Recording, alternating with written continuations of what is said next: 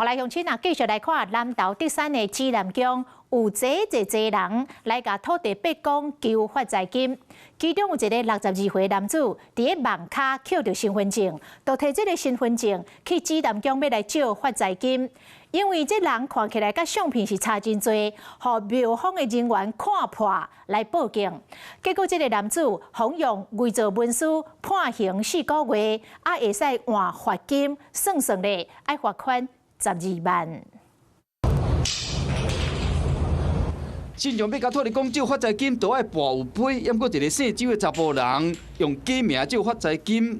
原来伊摕捡来身份证，请唔知影的朋友去求600块的发财金，抑过当场就和庙方的人员发现。看照片是年纪是大概80、90年次的，大概30几岁，然后可是他看起来就是50、60岁，就年纪落差太大了。然后问他身份证字号多少，他也念得不太顺。庙方人员看相片，感觉无成，一个问身份证的字号，对方又搁讲甲吞吞吐吐，和庙方人员怀疑，决定报警。爱多多如啦哈，要借啦。后来刚好就是我们所有的派出所的一个巡逻，他们都会来巡逻吧。我呢，这个会计小姐就跟那个警人报告。这就是一个很不诚实的行为，对。但我相信人在做天在看。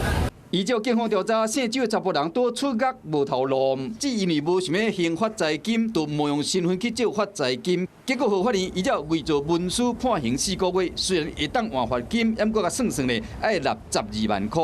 这个查甫人唔但都爱缴回600块的发财金，还佫倒贴200倍罚金，未尽发财先破财。Hello， 我是蒋欣梅。想要抢先掌握最及时的新闻资讯吗？赶快订阅、按赞、开启小铃铛，锁定华视新闻 YouTube 频道。